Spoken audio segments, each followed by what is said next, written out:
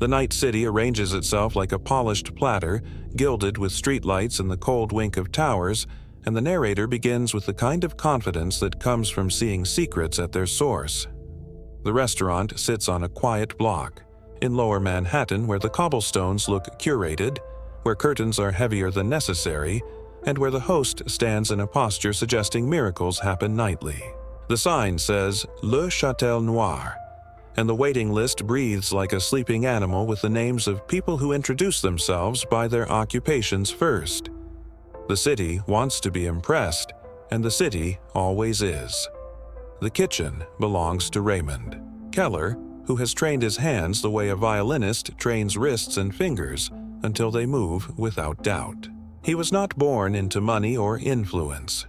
He was born into a house that smelled like burnt coffee and earnestness, into a family that believed taste was a matter of survival, not luxury. He learned early that people will forgive almost anything if they are astonished at the table. He learned that the one who controls the sensation becomes the one who controls the evening, the memory, the proof that life can still raise goosebumps on command. He appears in magazines as a man with a narrowed gaze, and he accepts awards with an expression that suggests awards are nice but insufficient. Critics praise the way he makes bitterness feel like a dare and sweetness feel like a confession. His foie gras terrine earns comparisons to velvet. His tartlets leave guests clutching their forks as if the utensil itself might grant more. His reduction sauces are whispered about like news of a private scandal. Regulars claim they can taste, a thing they cannot name, a thing that turns the mouth into a theater where personal history flickers and dissolves. The dining room understands the choreography. The mirrors elongate the space into something glamorous and mildly untrue. A ceiling mural pretends to be the sky. Slightly too loud laughter bounces from table to table as if laughter has been instructed to do laps. The staff moves in silent.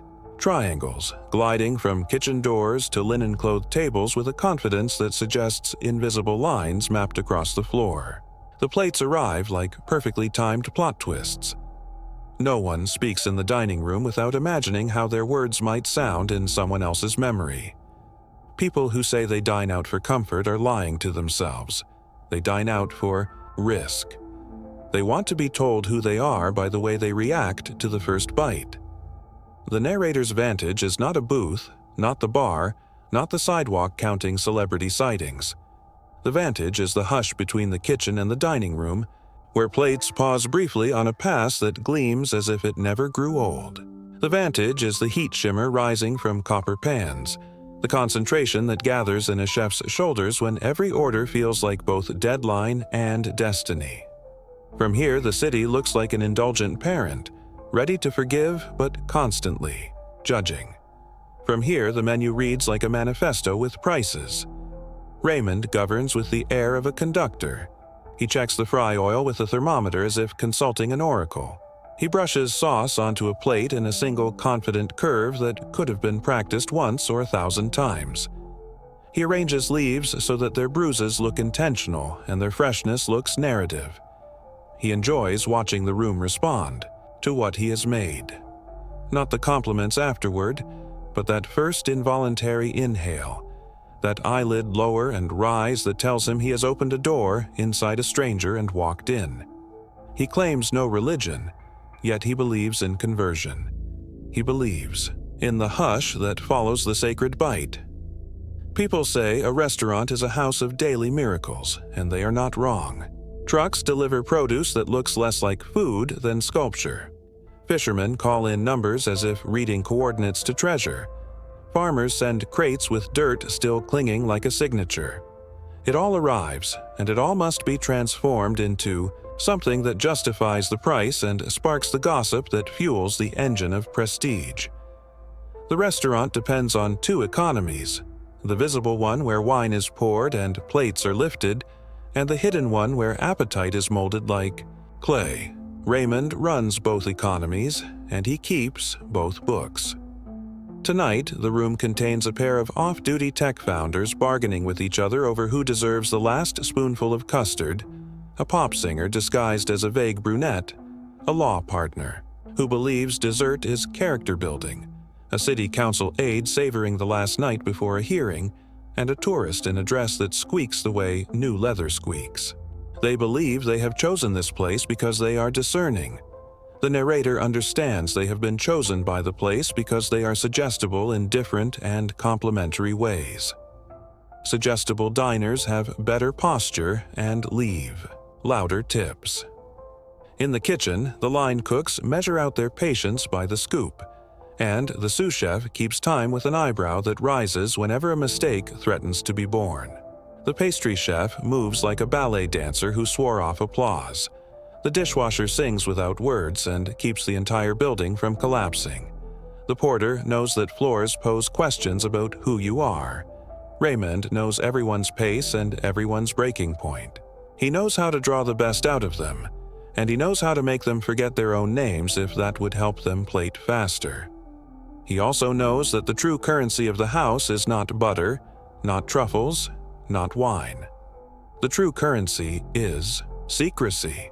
Secrecy nurtures myth, and myth sells more seats than any influencer. He is careful to show certain things to the public, knife skills that gleam like rebuttals, vegetables sliced with the arrogance of perfect rectangles, and careful to hide others. The narrator can see the whole layout, the way every shelf and drawer tells a story about the hierarchy of ingredients and the hierarchy of fear. He remembers being young and anonymous, dragging a suitcase through bus stations, tasting other people's menus and finding them earnest but incomplete. He studied the masters, the minimalists, the avant-garde tricksters who turned edible into theater. He ate everything to learn everything. He noticed that the dishes which truly lingered had a sensation that defied the recipe, as if a hand had reached out from inside the plate and touched the diner in a place not on any map. He promised himself he would learn how to make that hand. Perfection for him is not a word, not even a destination. Perfection is the sliver of silence after a spoon leaves the mouth and before the mind agrees to admit pleasure. That sliver is where he lives. He is willing to reside there forever, even if it means the rest of him becomes an echo. He is generous to guests and miserly to himself. He eats standing up, like guilt. He sleeps the way an animal sleeps, ready to leap. He collects antique silverware not because it is beautiful, but because he respects objects that have proven they can survive too many mouths. The city likes to test its geniuses. Health inspectors appear on afternoons when the entire prep list looks like a dare.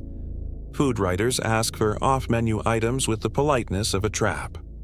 The landlord leaves notes at the back door that smell like ink and thread. Raymond smiles and passes every inspection, interprets every question as a compliment in disguise, pays every rent increase and calls it motivation. He knows that the more the city squeezes, the more the restaurant gleams, because pressure is the only polish available at wholesale. Appetite is an engine that can run on almost anything. In this city, it runs on ambition first, spectacle second, and hunger a distant third. The narrator traces a line from plate to phone to post to desire to reservation request to name on a list to a night like this one where the private hopes of dozens converge under one ceiling to be lifted by sauces and emulsions and heat. It is not romance, it is choreography disguised as romance. Raymond choreographs with the cruelty of someone who loves the truth more than people. The narrator has watched enough to know that greatness always hides a cost it will not itemize. Raymond has paid more than he admits and plans to pay more than he can afford. There is a ledger in his head that tallies not dollars but revelations. He owes the city one revelation per quarter. He owes himself something unnamed. He owes the guests a feeling they cannot describe without blushing. He is behind on none of these debts. The narrator chooses each phrase carefully because the truth is about to become heavier than a copper pot. There is a signature dish on the menu and it changes subtly with the season, the market, the algorithm of trends. It bears a name that means nothing and everything. A name that looks good on a placard, the Pilgrim's Slice, the Lantern's Embrace, the January Velvet. Tonight, it is the Citizen's Cut. Servers describe it in terms that please the nervous and flatter the bold.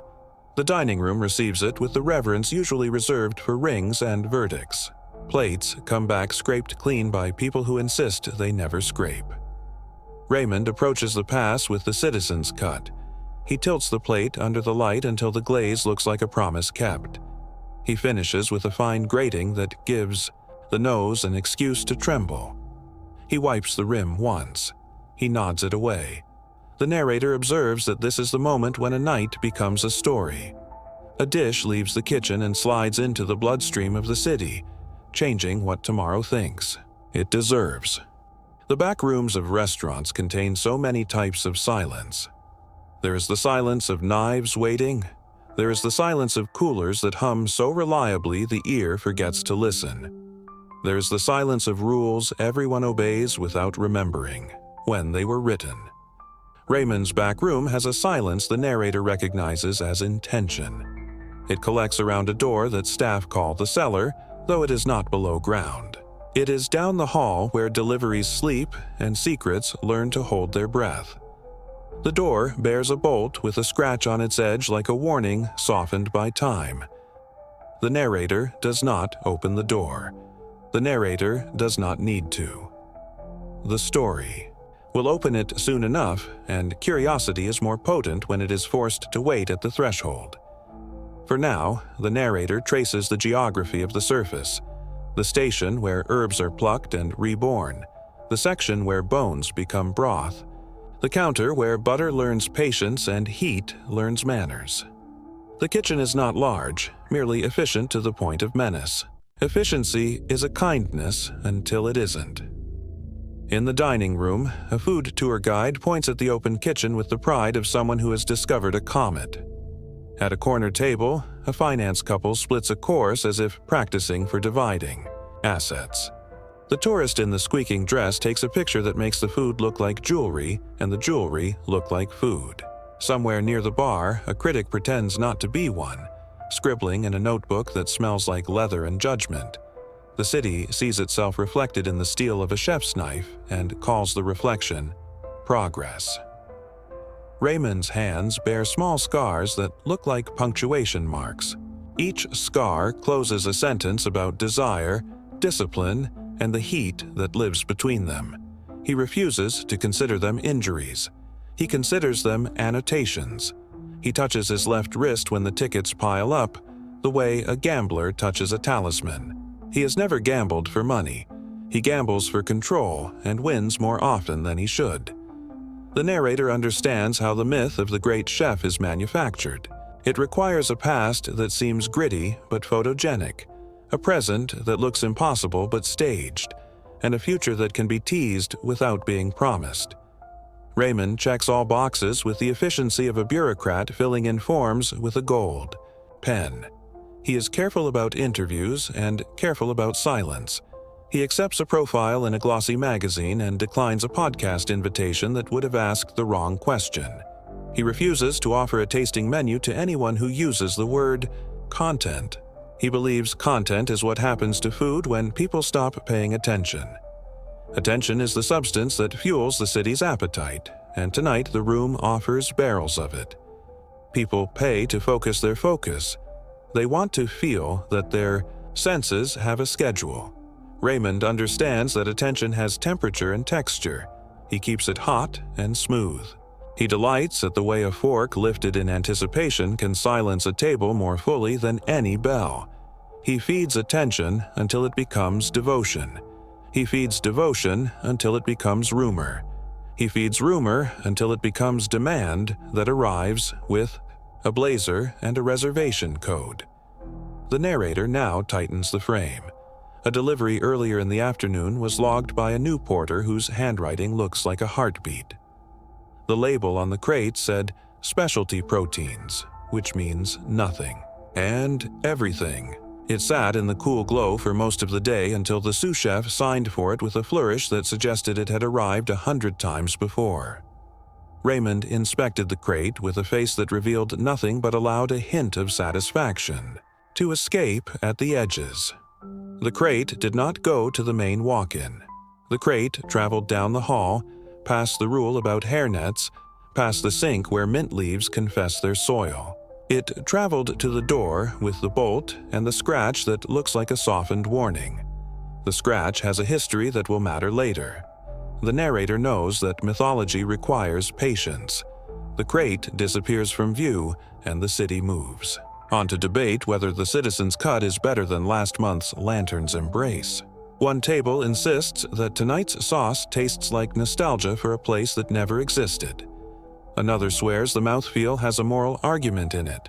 A pair of college friends toast to the audacity of spending rent money on a memory. They will not regret it immediately. They will regret it in a decade, and the regret will taste like mustard and triumph. In back, the dish pit becomes a steam-clouded cathedral of repetition. Plates enter sullied and exit absolved. The dishwasher extends the life of every choice made at the pass. The dishwasher knows every secret of the house because the house bleeds into the sink. He does not tell them. He sings without words and keeps time by the rhythm of overscheduled desire. He has seen worse kitchens. He has seen better kitchens. He believes this one will make him remember that he is alive. He is not wrong. The menu includes a line about sourcing. Local when possible, ethical always, seasonal unless the season is wrong. Diners read it as absolution. It absolves them of questions they would not want to ask. It absolves them of what it means to consume more than anyone needs. Raymond wrote the line himself because he believes in clarity of tone. He believes in telling the truth you can afford to tell and disguising the rest inside mouthfeel. The narrator now offers a brief history of hunger disguised as a portrait of a man. Raymond's earliest memory of food is not Christmas ham or birthday cake. It is a soup his mother made with what was left. A soup stirred until it learned humility. It tasted like apology and perseverance. He learned that food can be an argument with fate. He learned that a good meal convinces the day to forgive itself. He grew, and he watched, and he measured, and he arrived at a conclusion that would either crown him or ruin him. The most expensive ingredient in the world is not truffle, or caviar, not wagyu or saffron. The most expensive ingredient in the world is attention. Whoever controls attention controls flavor, and whoever controls flavor controls the story everyone else tells about who they are. On nights like this, the restaurant functions like a jury. Evidence is presented in courses, and the verdict is delivered in gratuity. Reservations for next month, a mention on a morning show, a whisper that glides from lips to feed to trend. Raymond never pleads innocence. He pleads excellence. Excellence is the only defense the city respects. Near the end of service, when the adrenaline becomes a companion rather than an intruder, when the final turn lingers over digestives and the staff feels the floor under their feet again, Raymond walks the line and touches shoulders the way a captain touches the ship. The narrator notices a new steadiness in his step, a clarity that suggests a plan has moved from idea to enactment. He checks the cellar door once more. His eyes keep their secrets the way a locked drawer keeps its shape, but there is a shift in the air that even the herbs can sense. The narrator files the shift under premonition. Across the river, in neighborhoods less curated, small apartments make dinners with microwaves and hope. In skyscrapers above, private chefs plate edible, proof of wealth. In a newsroom midtown, a journalist stares at a list of unexplained disappearances that looks like a column of small storms and wonders why several names appear in the same neighborhood on the same Mondays. She stretches, sets a reminder, and tells herself the city always patterns if you stare long enough. None of this reaches the dining room yet. The dining room still believes the night ends when the check arrives. It does not. The last plates return. The wine list closes like a Bible. The busser polishes the final glass until his reflection looks like a rumor. The pastry chef covers the mousse as if tucking it into bed. The dishwasher closes his eyes and hears the world fall quiet behind the roar. The porter locks the delivery entrance and forgets the crate because forgetting is a skill that keeps people employed. The sous chef signs off the prep list with a pen that has lost its cap. The manager counts the cash drawer with the suspicion of someone who has learned that money is both simple and deceitful. Raymond stands alone for a moment at the pass, looking at the room that has just consumed his night and offered him back a measurable quantity of validation. Then he moves. He walks the hall that smells like lemon and metal. He reaches the door, with the bolt and the scratched warning. He slides back the bolt with a motion that looks practiced but not bored. He opens the door to a space that refuses fluorescent humility. The narrator does not follow inside. Not yet. The narrator remains at the threshold, where the air feels a degree colder and the notion of appetite stops pretending it is merely human. The narrator observes that perfection always asks for a private room where it can take off its mask and examine its own face in a mirror that does not forgive. The door closes. The bolt returns. The silence grows a new edge. On the street, a rideshare idles while a couple debates dessert elsewhere. A delivery cyclist glides past, eyes on the patch of pavement that matters most, which is always the next. 12 feet. A tourist tries to pronounce the restaurant's name and decides that difficulty is part of luxury. A stray flyer taped to a lamppost asks for leads about a missing person and curls at the top like a question mark that does not want to be answered. The city exhales and prepares to inhale again. Back at the pass, Raymond wipes a clean surface that does not need to be wiped. He checks a thermometer that does not need to be checked. He tells himself that ritual is the spine of resolve. The narrator agrees. He thinks about the citizens. Cut and about the smile it stamped onto a dozen faces tonight like a watermark on memory. He thinks about the crate and about the ledger in Raymond's head that tallies revelations. He thinks about how taste can be taught to do tricks that language cannot. Perfection possesses a flavor profile the textbooks forget to include. It tastes like certainty pressed thin and served warm. It tastes like a secret that volunteered. It tastes like the city learning, all over again, that desire will pay any bill and call it self-expression. It tastes like the first time a child realizes sugar can hush a cry. It tastes like the last time a skeptic admits the thing on the plate is better than the thing in the mind. It tastes like control disguised as generosity. The narrator concludes the night with an observation that should not feel ominous but does. Every great restaurant is a story factory, and stories need stakes. Some houses raise them with fireworks and imported adjectives. Raymond raises them differently. He sharpens them. He polishes them until his reflection disappears and only the edge remains. The edge waits behind a door with a bolt, in a room the staff calls the cellar, in a place the menu does not mention. The edge has a schedule. Tomorrow, the schedule accelerates. The final lights dim. The mural sky agrees to pretend it is night again. The staff clocks out and returns to the city that makes promises it forgets by morning. The pass gleams like a smile that will not confess its real reason. Raymond walks again to the cellar door and rests his palm against it as if feeling for a pulse. He looks at his scars and sees punctuation, and he decides it is time to begin a new sentence. The narrator steps back to grant him privacy and simultaneously draws closer because privacy is where the story thickens. Outside, the flyer with the missing person curls further. Inside, the door's scratch glints like handwriting the light, almost understands. Somewhere uptown, a journalist whose name the room will learn soon enough sets two notes side by side and circles a restaurant address with a pen that refuses to run dry. Somewhere in Queens, a mother sets an extra place at a table out of habit and then removes it because habit hurts when it is lonely. Somewhere in Brooklyn, a late train rumbles under a street where a boy imagines a future that requires better shoes. Somewhere in Manhattan, a chef chooses a path that will make people say the word genius with equal parts awe and apology. The narrator locks in the frame and ends the chapter here, where appetite hums and the door holds its breath, because endings need restraint and beginnings need nerve. The city sleeps imperfectly. The restaurant dreams in plating diagrams. The cellar keeps its own counsel. The story moves forward like a knife arriving at the whetstone, finding its angle, ready to learn what sharp truly means. The cellar door opens like a confession, but only for Raymond Keller. No one else in the restaurant dares to touch it. Staff walk past it every day and pretend it does not exist, because pretending is safer.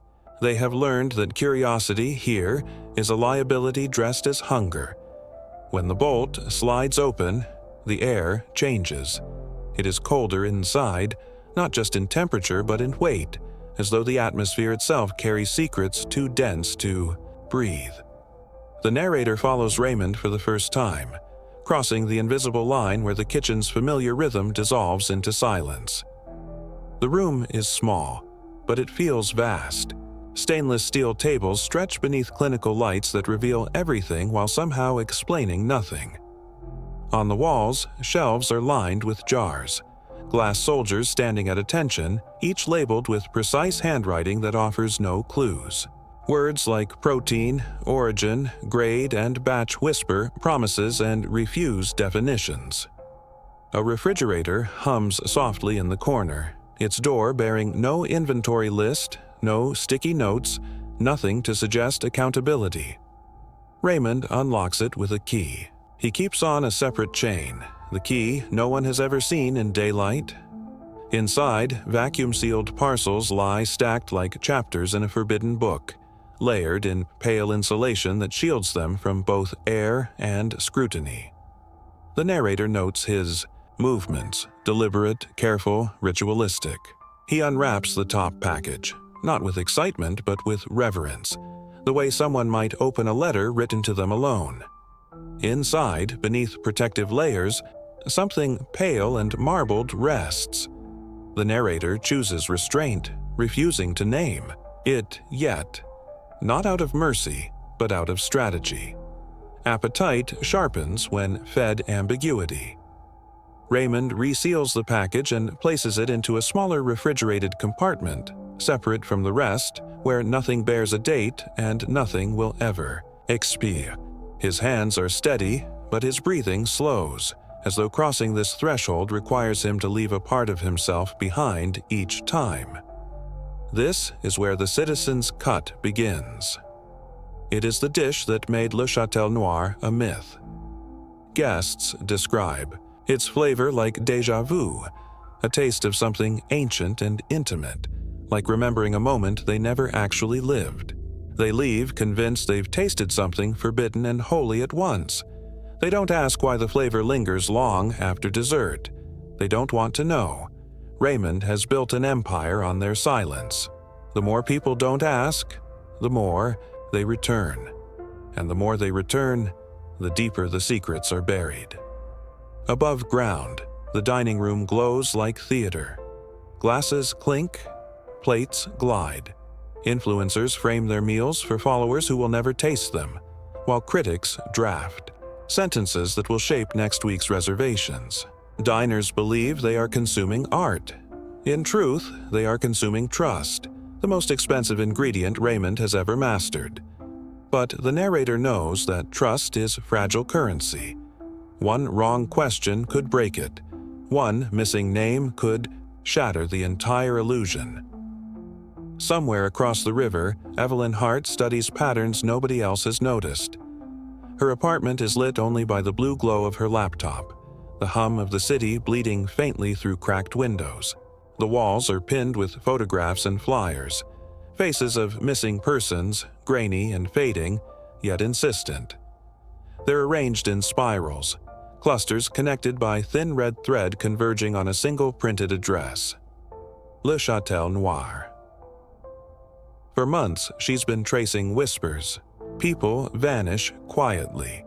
Always individuals without strong ties, without voices loud enough to echo.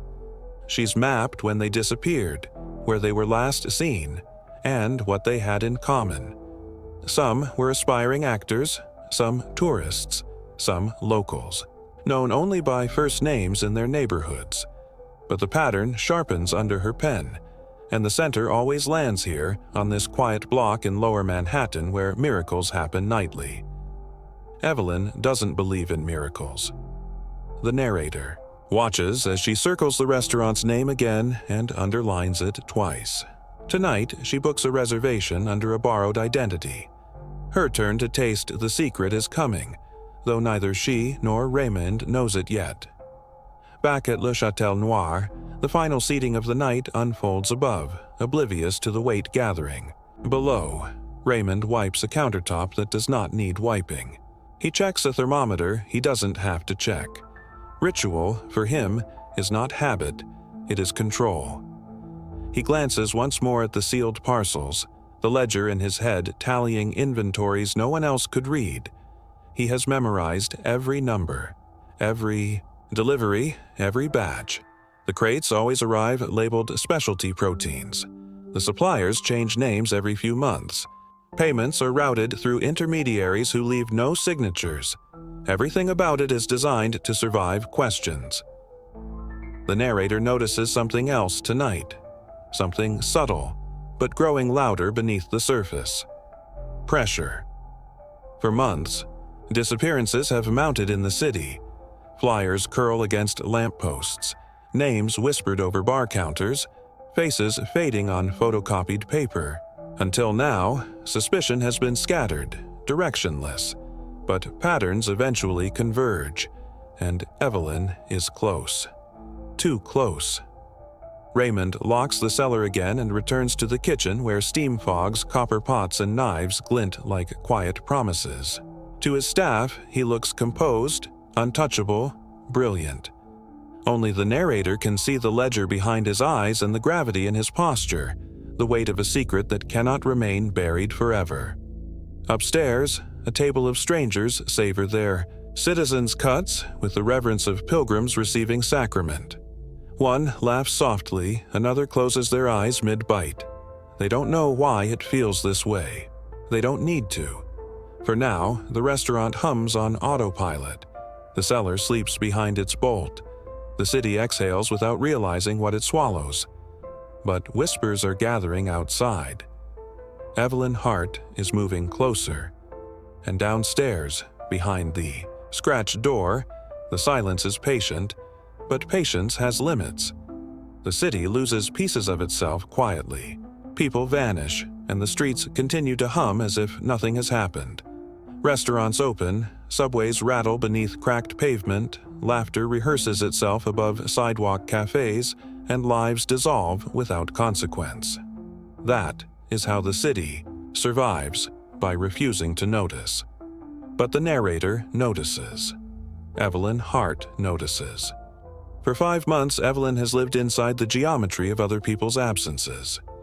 Her apartment has become an archive of longing and failure, a place where the missing remain mapped into existence. Photographs are pinned across every wall, layered over flyers, names scribbled in pen as if writing them down will make them return. Dates are circled, addresses underlined. Colored threads converge like arteries on a single point. At the center of every spiral is one place. The quiet block in Lower Manhattan, the curated cobblestones, the velvet curtains, the promise of miracles whispered in line. A restaurant whose name tastes expensive even when spoken aloud.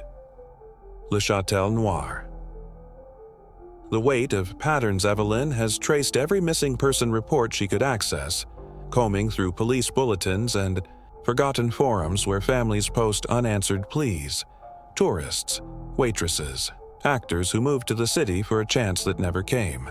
Their faces blur in the stacks of grainy photographs, but their absences sharpen with each passing week.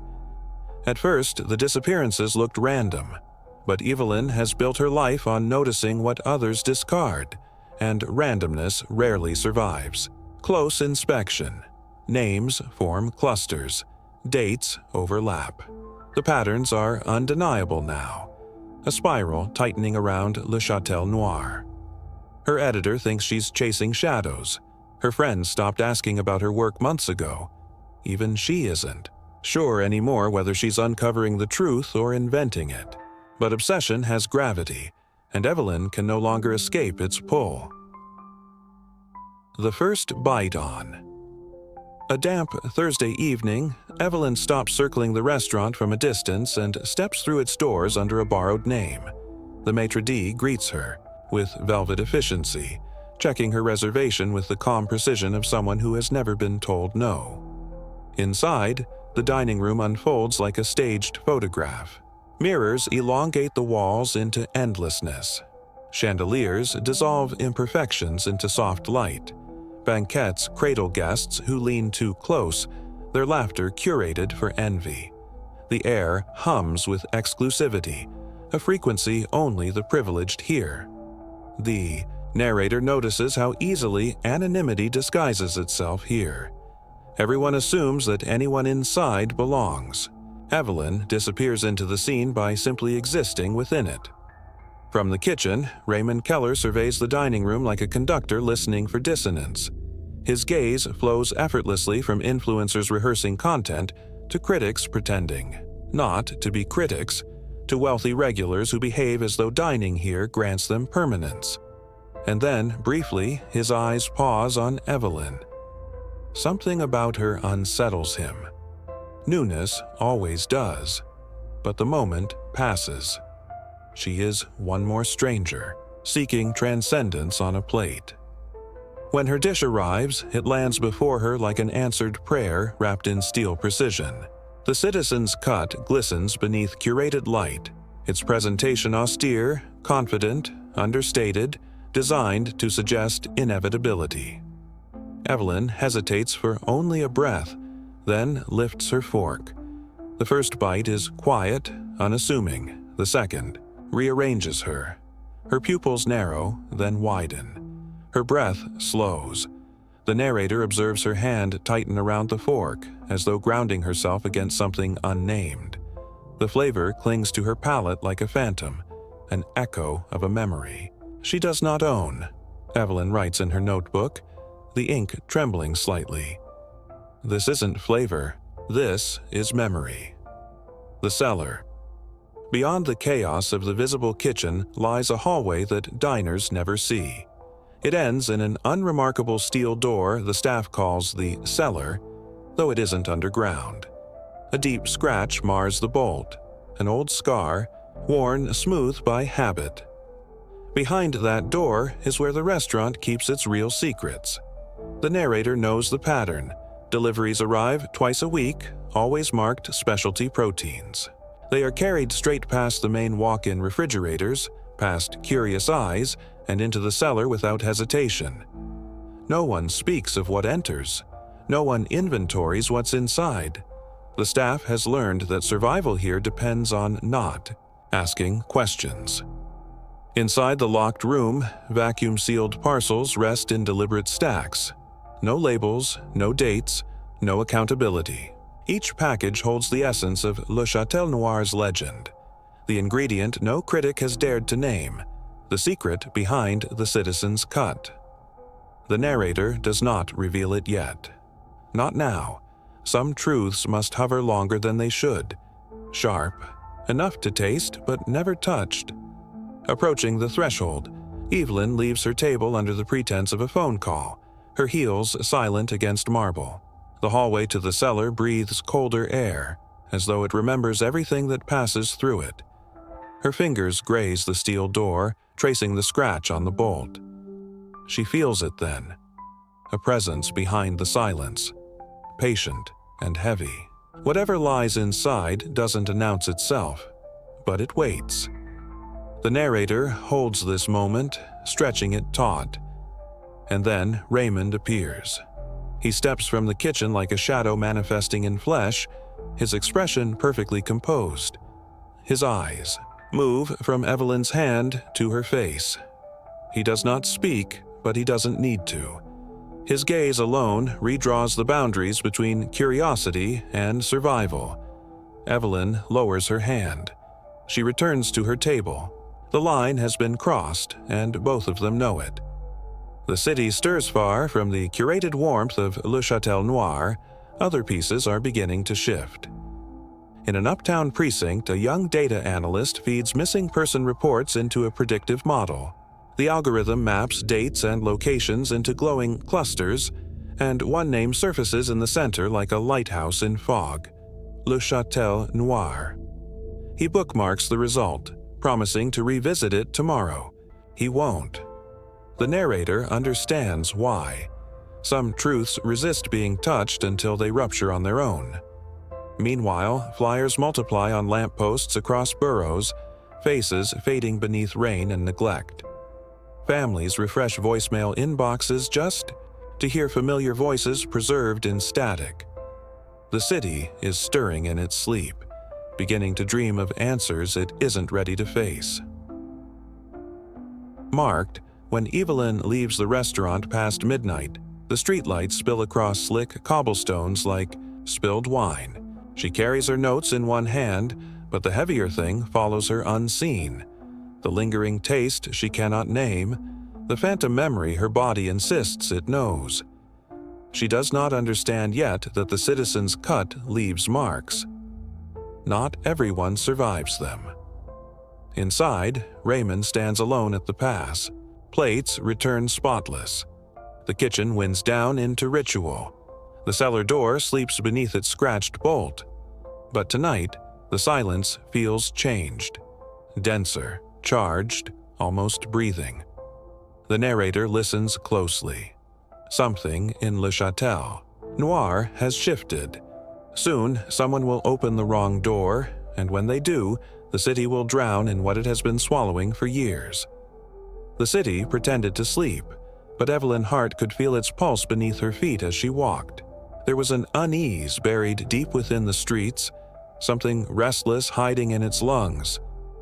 She could sense it now more than ever, like pressure building beneath glass.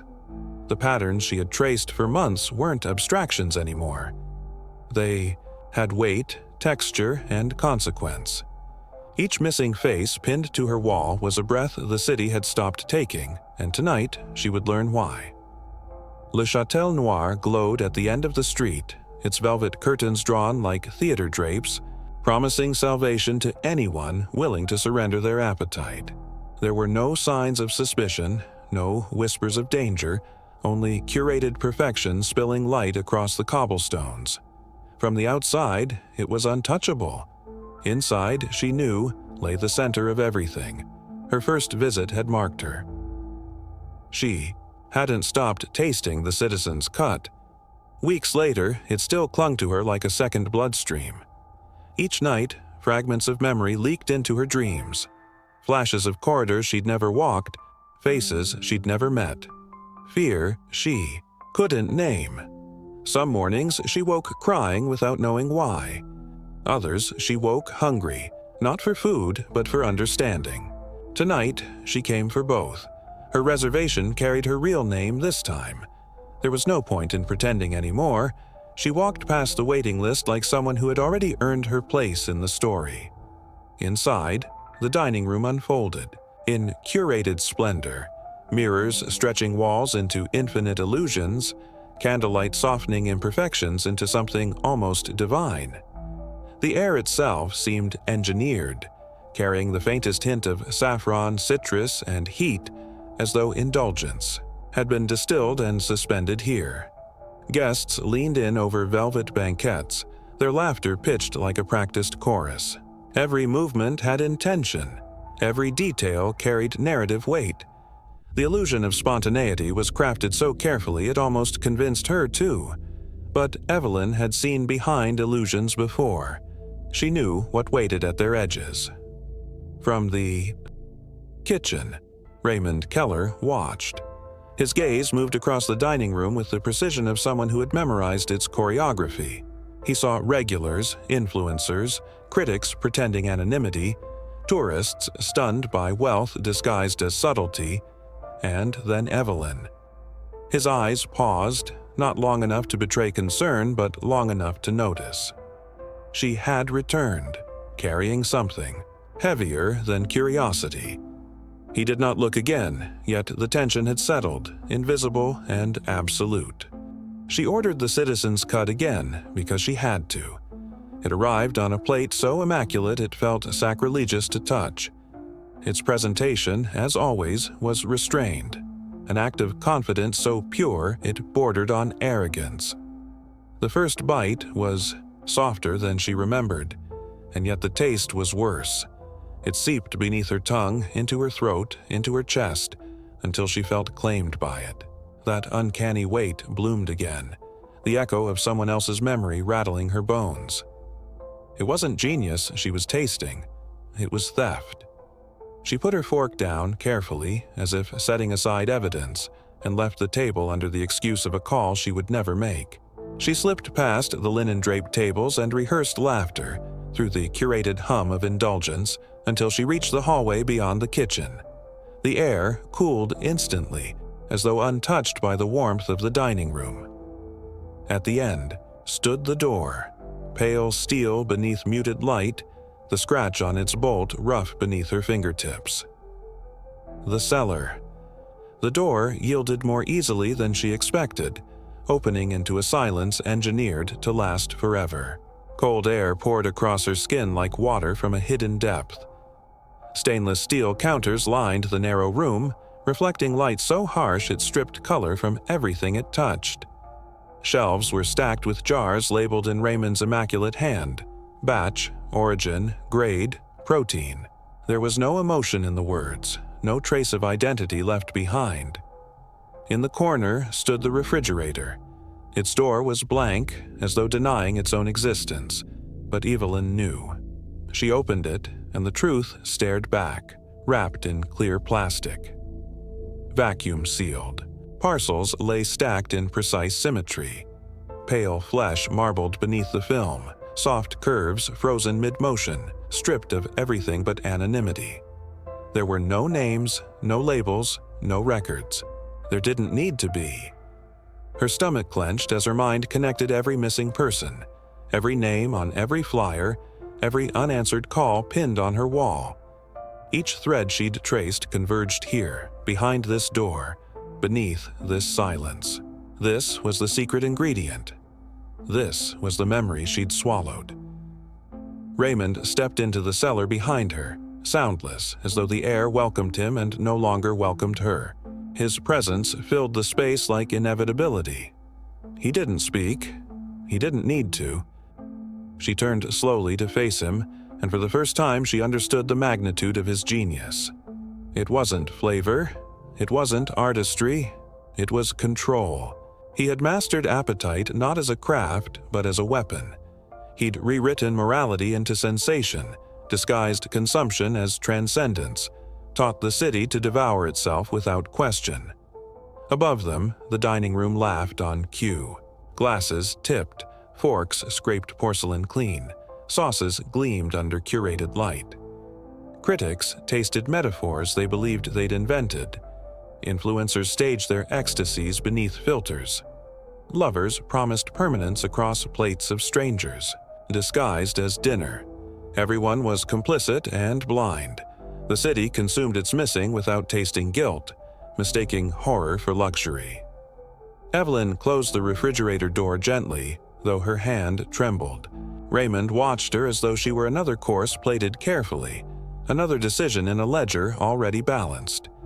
He didn't move to stop her as she stepped backward, past him, into the hallway's colder air. Whether this was permission or calculation, she couldn't know.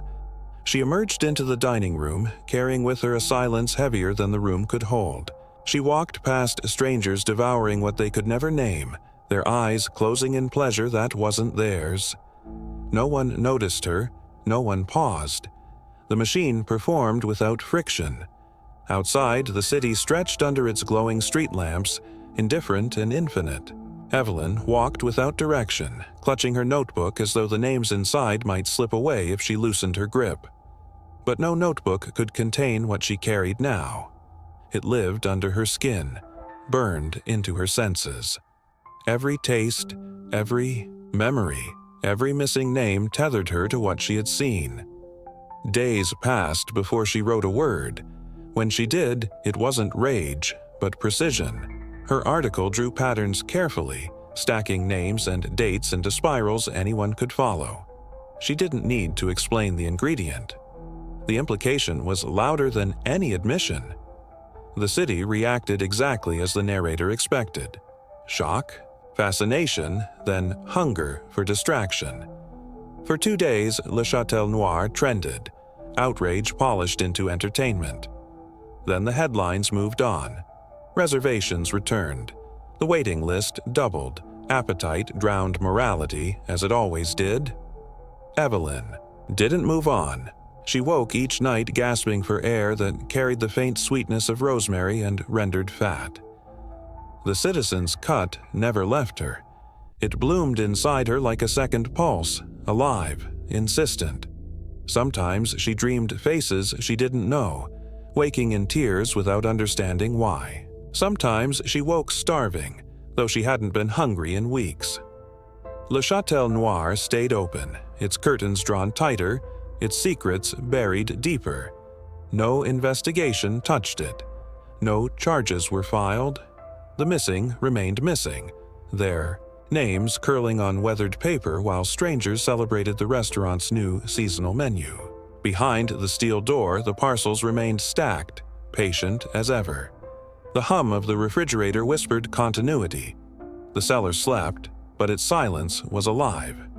And somewhere deep inside her, Evelyn wondered if she would ever stop tasting what the city refused to acknowledge. The citizen's cut remained on the menu, and the city kept eating itself, one plate at a time.